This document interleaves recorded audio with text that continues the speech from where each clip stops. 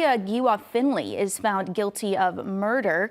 She was originally named a suspect after she told police DeAndre Grant came into an apartment in the 1900 block of West Riverside and collapsed, so she called 911. When police arrived, they found Grant was stabbed several times in his chest and legs. He would later die at a local hospital. An autopsy shows Grant died of a stab wound to the chest. Giwa Finley's trial began in September. She will be sentenced now in mid-December.